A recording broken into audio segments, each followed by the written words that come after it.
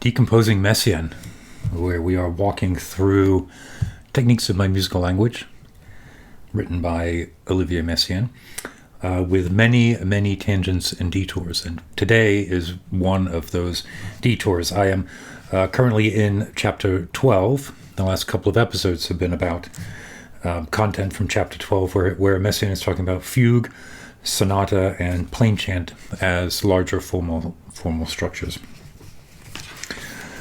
Today, I was immediately distracted by the statement. Here, these are my notes from last week. If I jump over then here.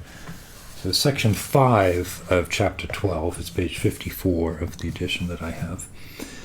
Forme de plain chant. Plain chantesque form of the plain chant. We know that plain chant plays a pivotal role in the melodic content of Messiaen's music, and certainly in the liturgical and spiritual meaning of the work. His work is driven to support liturgy. At least one way of looking at it is that he is taking liturgy and expanding it in a way that can either be functional within the Mass or outside of the setting of the church in concert and in performance, but still pointing towards that spiritual truth. And he references here, on ne peut guère utilise davantage et mieux le thème de plain chant que Charles Tournemire dans son orgue mystique. So he's talking about the composer Charles Tournemire and the piece l'orgue mystique, the mystical organ. And he says that on the peut utilise, one's not going to be able to manage to use better or more perfectly plain chant than Charles Tournemire did. So I thought, before I even get into the section here where Messiaen is describing the use of plain chant in his own music and the different forms and versions that he applies thinking about plain chant in his music, I would take a bit of a detour and talk about Tournemire. It's not the first time his name has come up, and certainly if you consider Messiaen as a liturgical and spiritual composer, Tournemire is the generation or so before Messiaen.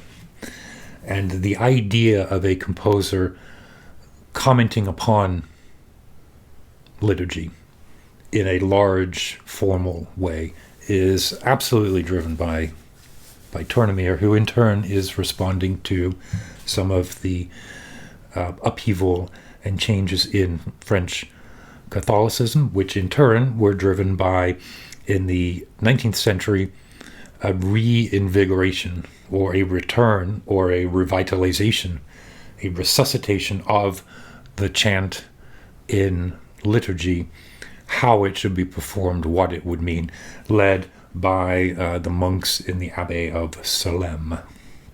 So it all ties together, and I thought it's worth talking about this, talk a bit about Tournemire, talk a little bit about the piece.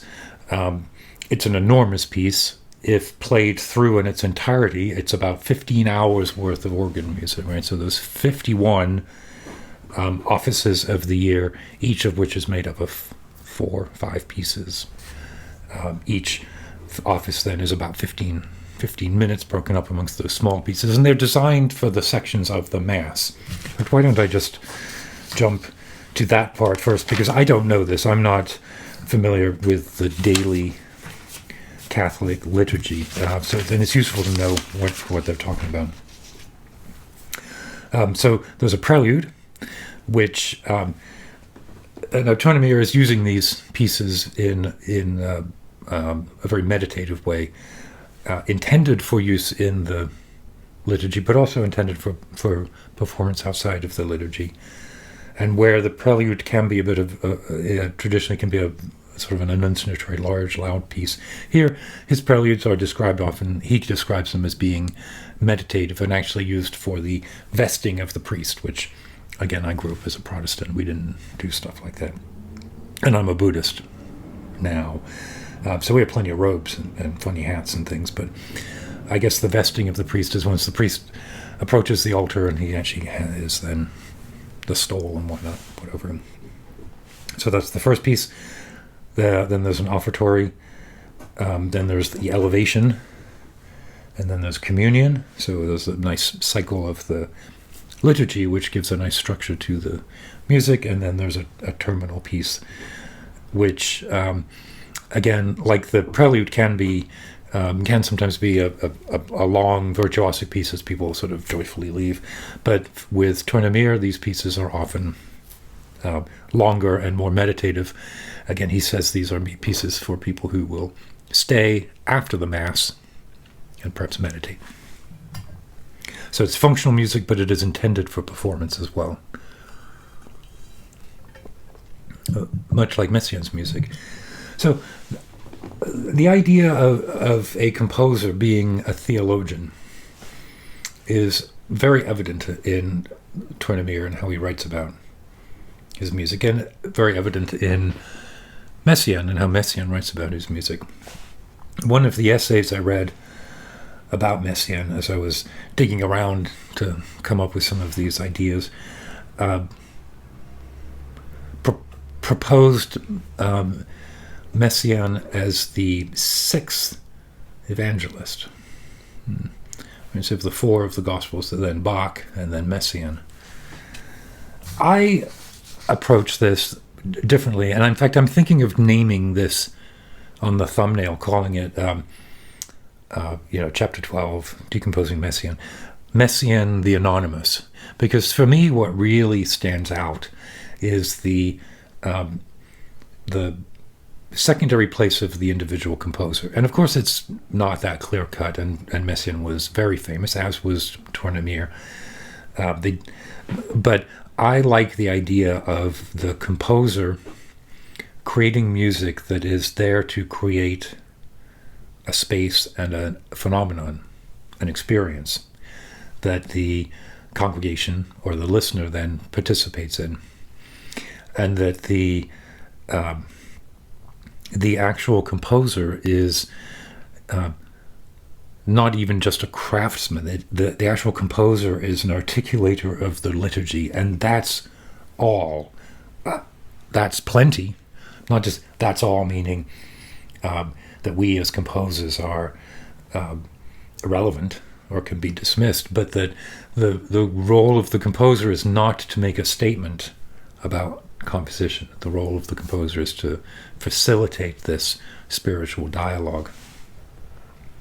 And so I think of the composers from the 13th century in Paris, like Perotin, or the composers who have a name, but quite likely were more than one composer that represented a school or a form, and certainly represented a liturgical moment.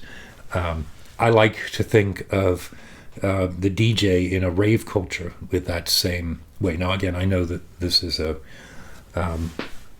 not a great analogy, because just as composers like Messiaen and Tournemire are very famous, DJs in the rave culture are also quite famous. But there's also a way that they're not, that they're these anonymous figures behind turntables or CDs or whatever it is that people use nowadays.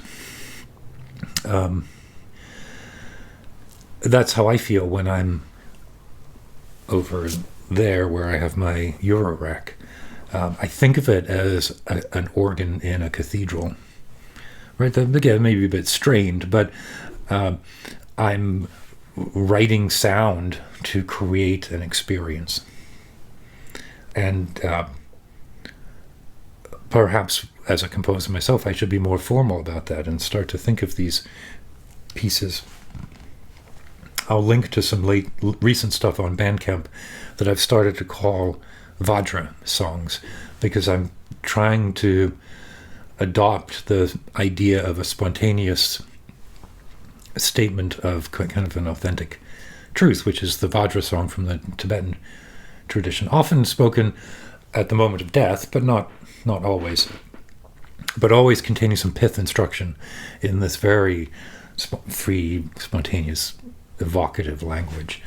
And I like to think of the music that I'm writing as serving the same goal. Now, of course, the Messiaen, Tournemire are not creating spontaneous meditative reflections. They are writing down pieces of music. But both of them were professional organists and would have been expected to improvise throughout the course of the communion and the celebration of the Mass.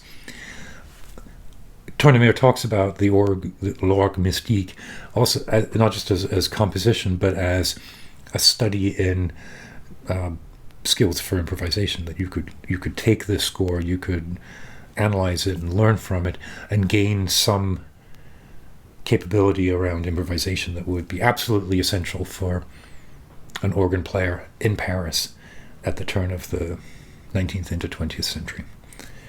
Messiaen, in fact, was recommended for organ studies at the conservatory because of his quite extraordinary improvisation skills demonstrated in a piano class. The two are considered inseparable.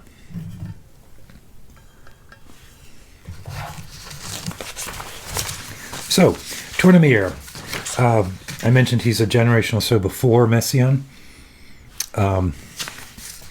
Tournemire was born in 1870 and died in 1939. So he died just a few years before Messiaen wrote the techniques of my musical language, the text that we've been using as the starting point for this set of videos.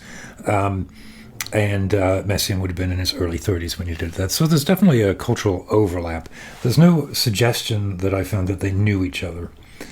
Tournemire did not live in Paris. So the piece itself, l'orgue mystique, is one of his later pieces. He started writing it in the mid-30s and finished it over the course of a few years. It is 253 movements and roughly takes 15 hours, I mentioned before. So it's equivalent to the ring cycle. I found out that there was a performance here in Pittsburgh, where I live. Today is May of 2021. Because the last year has just been a blur of not a whole lot. But apparently in the fall of 2019, there was an entire cycle played over 10 days here at a number of the different organs around Pittsburgh, and I missed that. I don't even remember knowing that it was happening, and that's a shame. So 51 offices, each with 5 pieces based on the propers for the day. Propers for the day are those the orders of the organization of the Mass, which of course again I'm a visitor towards that. These pieces were composed for French 19th century organs. I may need to come back if I think that that's more important than I think it is right now. I'll have to come back because I don't know anything about the structure of organs and the difference between a 19th century French organ as opposed to a 19th century German organ or a modern French organ. I do think I'm going to come and do a video on like that idea of the Eurorack as an organ for spiritual resonance, and the idea of Eurorack as registers, like organ registers, and stops and stoppers. And I do think of it that way. And that may be a time I come back and do a bit more study on the historical construction of organs. I'm absolutely sure there's an important difference, but I don't know anything. What I do know, and I'll put this link in there was a dissertation by Elizabeth Ann Gotham. I can't read my own handwriting, but I'll make sure it's correct in the link at the University of Iowa. What she did was go through each of the pieces of l'orgue mystique and identify which chant was used in each piece, because they aren't identified in the score, and it's not necessarily clear. They're not arrangements of a melody and an accompaniment. They're used within the counterpoint of the pieces. And for accurate performance, it's useful to know where the chant is so you can voice it properly, particularly on an organ where you really can orchestrate an inner voice quite differently from the rest of it. On the piano, we try to bring out inner voices through weight and articulation, but on the organ, you have different registers and different keys, and you can make them sound different. So the actual chant is not identified, and in this dissertation she does identify what they are. Now, she also gives a good overview of the performance practices of the monks of the Abbey of Salem, and this is important because, of course, the original documentation of the chants are in medieval script, which are pneumatic, meaning they don't reference specific pitches in the way that we're used to. They represent ornamentation and gesture. The duration of pitches is something we need to interpret because it isn't the standards of duration and rhythm are not they're not established in those scores. So while there's general agreement today, most of that general agreement comes from the work that was done in the 1850s by the monks at the Abbey of Salem, who were determined to bring chant and chant performance back to a point of prominence in particularly the French liturgy, the French church. So we're indebted to that work.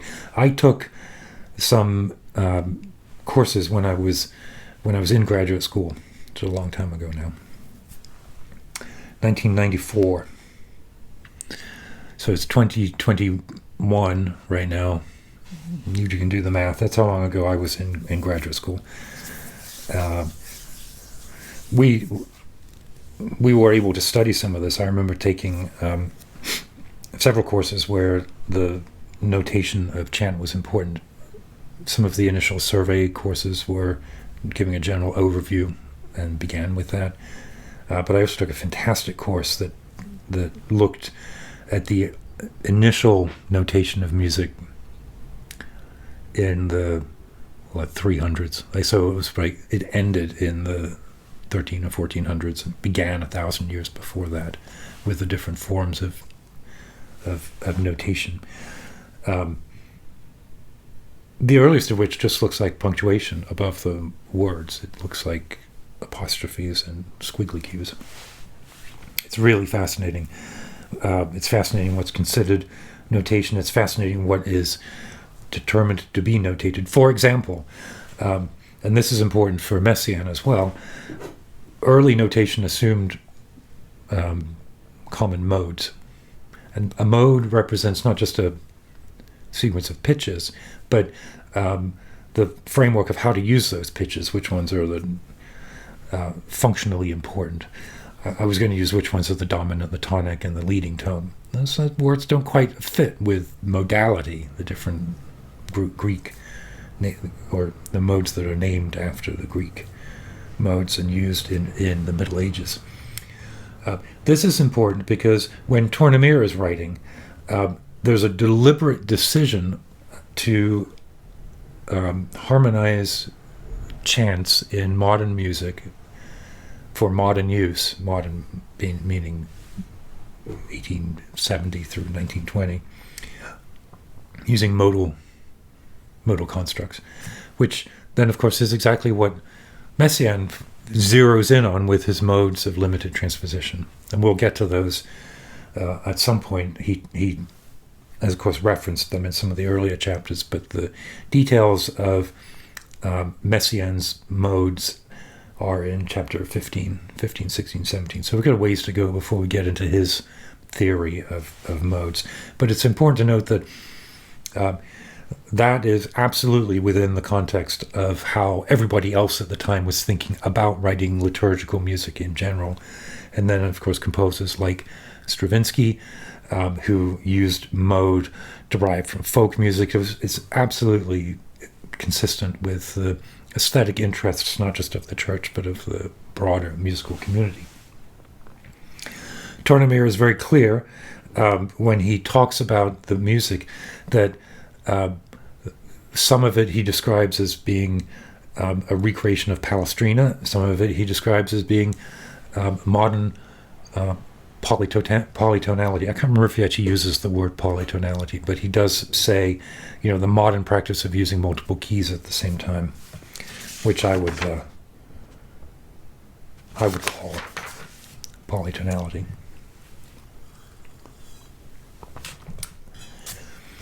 So let's go on here. The organ is understood to be proclaiming the text itself. The music can be prepared, it can be improvised, and it is accompaniment for plain chant, all of which we see in Messiaen. Tournemire considers his work a modal version of the Bach cantatas. So we look to the Bach cantatas as a magnificent body of work geared towards the church calendar. And we are astonished by Bach's his profusion. What's the word I'm looking for? Promiscuity. I'm not sure. The volume of work that he's able to do. And while he's doing that, he's also exploring functional tonality, which for the music in Bach's time was new and an area to be examined and considered as we were moving from the kind of voice leading, the harmonies that arrive from the voice leading rules in Palestrina or Josquin or the earlier music. Now we're looking at choral functional harmony in a choral setting, and we point to Bach, the body of work, rightly or wrongly, of course, as always. He also was part of a milieu. But this is how Tournemire thought of his music, that he was doing with modality for the church offices what Bach with tonality did in the cantatas. And I think that's a really interesting way of looking at the role of the composer to the liturgy and the music. Remember, is one of the things that I'm particularly interested in. What is the composer thinking when they write spiritual music? What is the purpose of that music? Because there is a purpose. It's different from writing music for purely for performance, and it does necessitate a different definition of a composer. The skills are overlapping but distinct, I think. If your goal is to declaim text in a liturgical point of view, from a liturgical point of view, and if that is central even in your performance or performative music, you know what I mean? You probably aren't going to write Le Marteau sans maître, or if you do write in an idiom, it's going to sound like the Stockhausen Licht operas, where the text, it's just different. And I'm really interested in trying to understand what other composers are thinking when they are serving a purpose. Obviously revealing a lot of my own inner anxiety here about the purposelessness of writing music. Anyway, here's a quote that I wrote down that Tournemire included in the text of Lord Mystique. He said, "All music has for its goal to retrace to its divine source the soul that sin has diverted. In the mystical state, art is a completely celestial inspiration. The imagination seized by the Spirit from on high is transported beyond the... I read my own handwriting. Translated beyond the mundane of its powers. Beyond the ending of its powers, and surrounded by the best and superior harmony."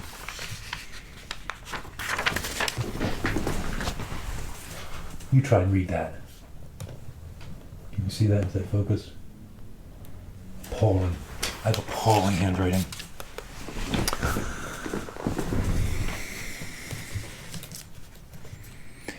Charles Ives could have said that, right? A few episodes ago, I took a tangent into Charles Ives, talking about the haptics of playing the piano, because Ives has such a totally different feel under the fingers than Messiaen does. And Messiaen is very much a feeling of a composer who felt the motion and then had to capture it and write it down, but that the score is like choreography. But when Ives talks about his symphonic pieces in particular, but he's writing music, completely celestial inspiration. Like this could have been Ives. The perfect superior harmony also could have been Ives. Now Ives, also an organist, at least as a younger man, as a student, was a quite prolific. Prolific is the word I was looking for earlier, not promiscuous. Bach was not a promiscuous composer. He was a prolific composer. Ives was a proficient, beyond proficient church organist. And although he didn't continue that in his professional life, he certainly understood the instrument, and the music he wrote he would describe as being trying to recreate the sound of a church organ, and then a congregation that has split itself into different groups, all a little bit off, singing different notes and different rhythms, and that this is the sensation, the phenomenon that Ives is trying to create, because at a certain point, music is about the phenomenon of that entrains the body and shoots the mind and the imagination into some other place. All music does that, whether it's the rave DJ that I was talking about, whether it's Ives, whether it's Tournemire or Messiaen, whether it's the popular music on the radio today, whether it's listening to popular music from France in the 1950s. This all propels us into a different state and a different space. We can be an asshole about it and judge that space that it propels us to. I try not to be an asshole like that, but, we're all guilty of thinking that one thing is better than another. For me, this sort of symbolist music that points towards a spiritual reality is a little bit better than the sort of erotic popular zone that popular music might propel you to. Although, certainly do love some Taylor Swift, but that's I find that incredibly nostalgic. It's such perfect pop music. I wonder why. When I say perfect pop music, it actually, ABBA is perfect pop music. Do I feel, as I listen to Taylor Swift, do I feel some nostalgia for a youth that I didn't really have in terms of romance, but also then just the structure of the music makes me think of ABBA, which is music that I adore. Interesting. We'll have to see. So Tournemire studied with Vincent d'Indy, who you will recall was a reference point a few episodes ago.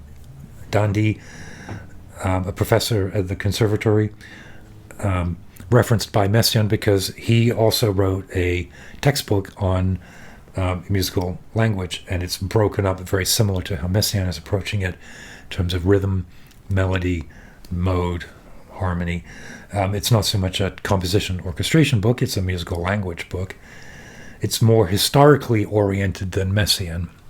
So there are interesting comparisons. When I'm done with the Messiaen, before I start the volume 1 of the treatise, I might take a few months and dig further into d'Indy. I might also bring out Rameau, much earlier, but equally French and influential writing on harmony and composition. So Tournemire studied with d'Indy. He's about 50 years older than Messiaen. Tournemire knew and is influenced by some of the same symbolist poets that Messiaen is influenced by and knew of, Mallarmé, Verlaine, Debussy. If we go back to the introduction to the techniques of my musical language, where Messiaen lists out, dozens of inspiration. One of them is his mother, Cécile Sauvage, the poet.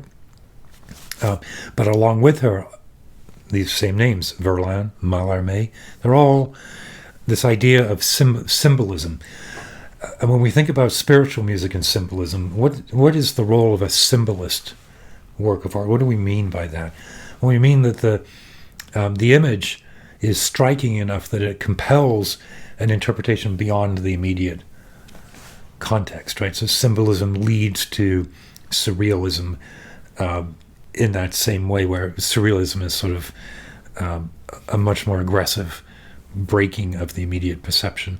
But symbolist poetry, symbolist music is there to suggest that what we are hearing or reading or playing is the surface of an ocean, and it is that ocean that is the point.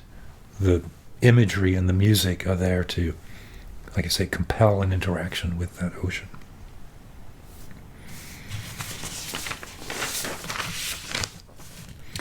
Obviously, moving through these notes in no particular order, right? I started with the last page, and now I'm moving back here. There are a couple other things I want to do before I turn over to the piano, and I'm going to play one of the movements from one of the offices, and it's one I really did just choose at random. The entire score is available on IMS LP, which I will link to if you're interested in looking through. I don't have an organ.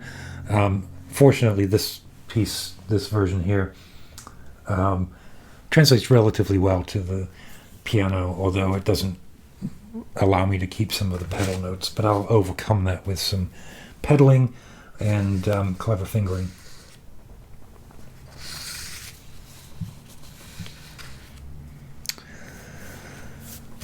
We already talked about the electronic stuff.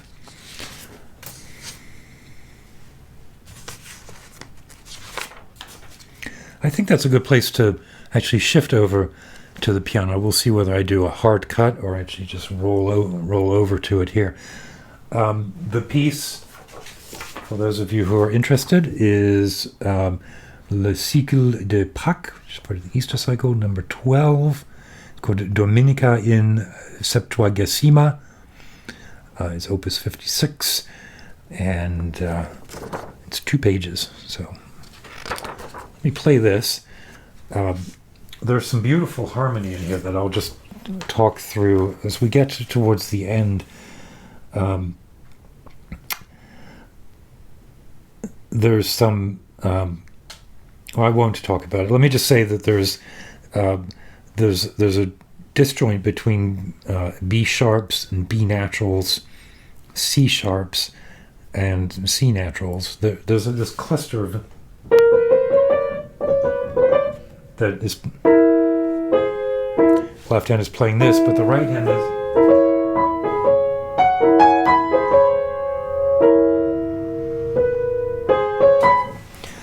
which is just extraordinary. You'll hear it. It's quite extraordinary. In fact, I will bark out loud when we hit it, because in my mind it's the most beautiful part of quite a beautiful little piece. Turn on the light here. Very good.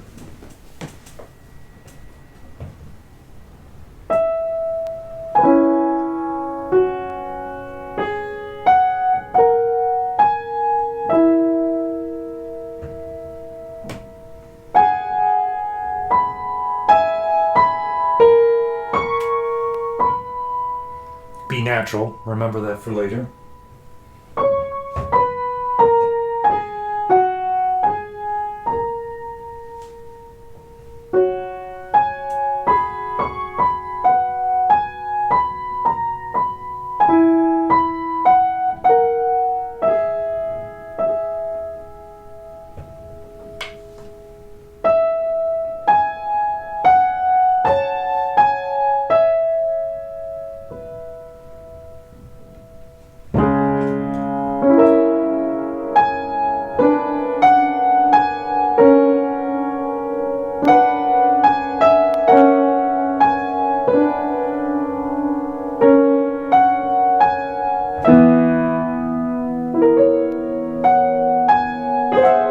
B sharp,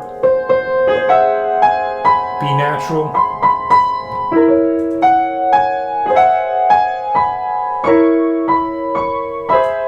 there again, B natural, B sharp. Of course, the left hand is E and B.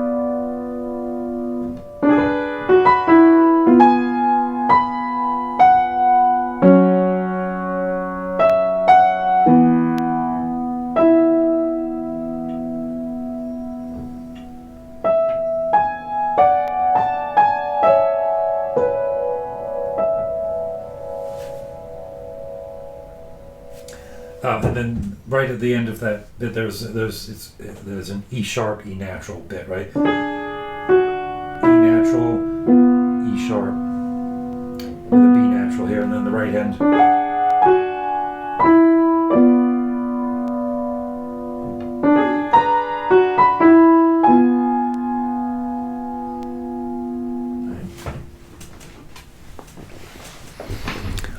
So that's all quite lovely.